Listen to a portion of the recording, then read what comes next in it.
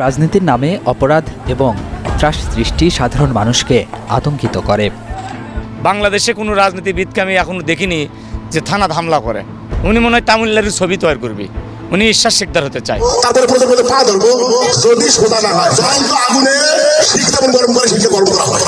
নির্ধারিত প্রার্থীকে ভোট না দিলে চিহ্নিত করে নির্যাতনের হুমকি দেওয়ার অভিযোগ উঠেছে রংপুরের বদরগঞ্জের এক প্রার্থীর সমর্থকের বিরুদ্ধে।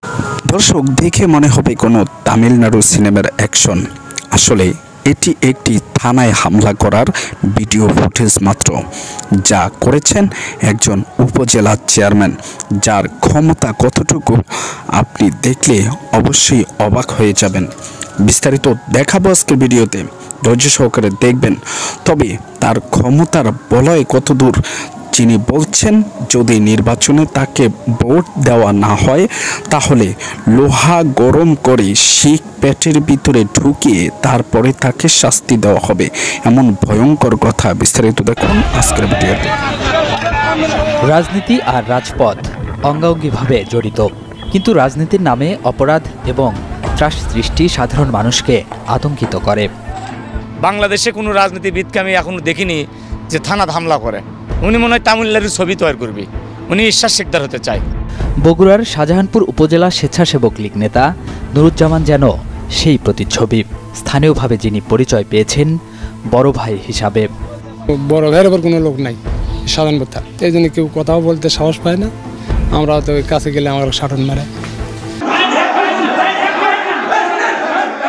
তামিল সিনেমার কোনো দৃশ্য নয়, আসামে ছিনিয়ে নিতে থানা ঘেরাও ও পুলিশের উপর হামলার এমন ঘটনা বগুড়ার শাহজাহানপুর থানায়।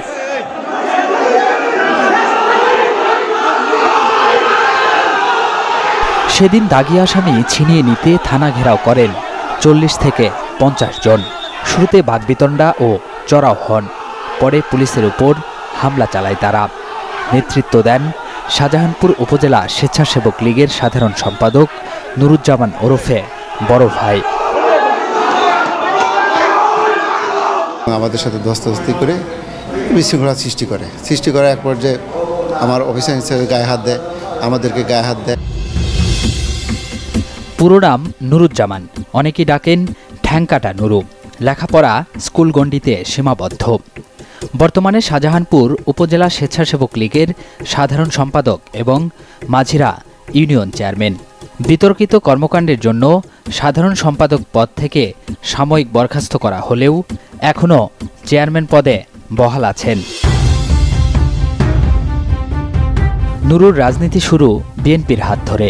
2008 সালে যোগ দেন স্বেচ্ছাসেবক লীগে। এরপর আর পিছু ফিরে তাকাতে হয়নি।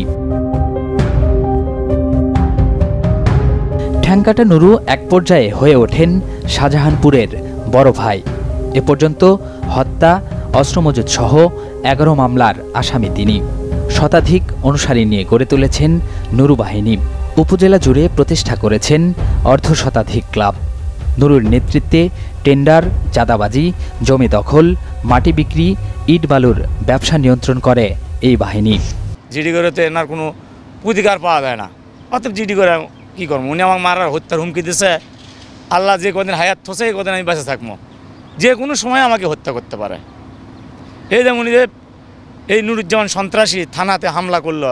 বাংলাদেশে কোনো রাজনীতিবিদকে আমি এখনো দেখিনি যে থানা হামলা করে। উনি মনে হয় তামিলনাড়ুর ছবি তৈরি করবি, উনি ঈশ্বর শিকদার হতে চায়। উনি যে শাহজাহানপুরে যে তাণ্ডব চালাচ্ছে, সাধারণ মানুষের ঘর বাড়ি অগ্নিসংযোগ করছে, অনেক বাড়ি ঘর অগ্নিসংযোগ করছে, মানুষের জমি দখল করছে, মানুষের জমি দখল করে 50 ফিট 60 ফিট পুকুর কাটছে অবৈধভাবে। সব কিছুই ভাটা এলাকার ইট ভাটা এলাকার জিম্মি করছে। 1 গাড়ি মাটি 150 সেফটি হয়, সেটি 1 গাড়ি মাটি 80 সেফটি দেয়, দিয়ে উনি 10 গাড়ি মাটি দিয়ে 20 গাড়ির টাকা নেয়। এভাবে পুরো শাহজাহানপুরকে উনি জিম্মি করে রাখছে। হ্যাঁ, আমরা তো ভাটার মালিক। আমাদের বা আমি যতদূর পর্যন্ত জানি যে আমার ভাটা ওইখান থেকে যে মাটিটা আসে সে সব ভাটায় যায়।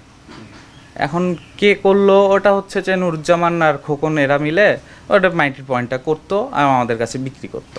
ওরা আমাকে ওইগুলো সাইডের জায়গায় ছিল, ওরা মনে করেন দখল করে লেছে। বাঁশ আসছিল মেলাডি, শেললে বাঁশও আমাকে একটা কাটতে দেয়। আমার নন্দেটাও জোর করে গেছে।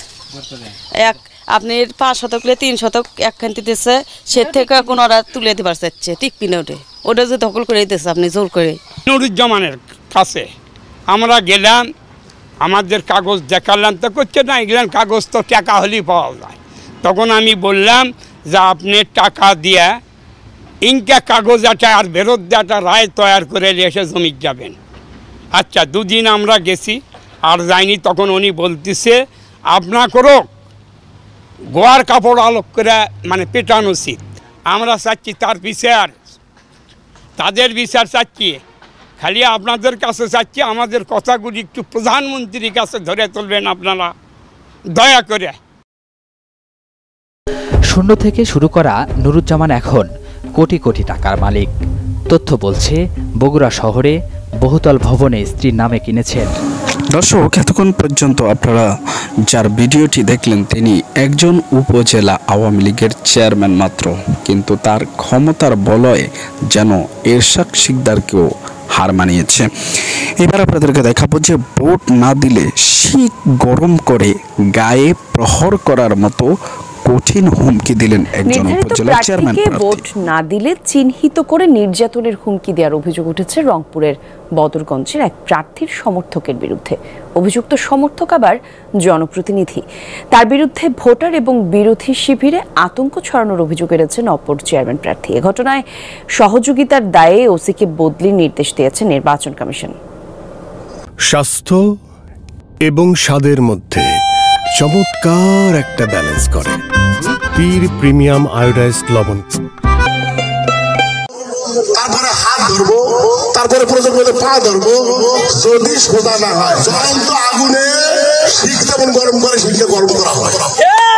এই হুমকি কালুপাড়া ইউনিয়নের 6 নং ওয়ার্ড মেম্বার শফিকুল ইসলামের।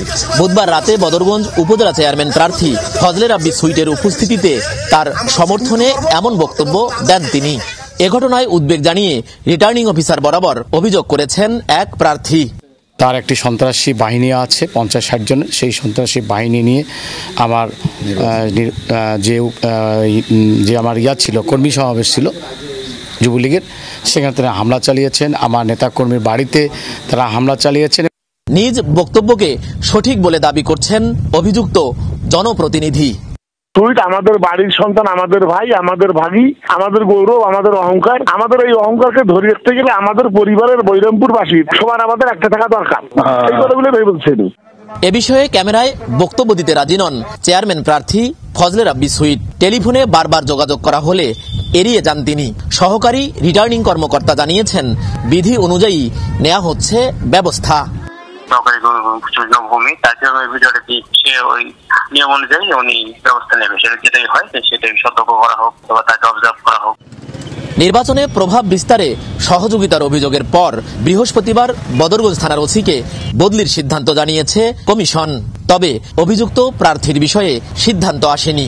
আগামী 5 জুন চতুর্থ দফায় রংপুরের এই উপজেলায় ভোট নেওয়া হবে।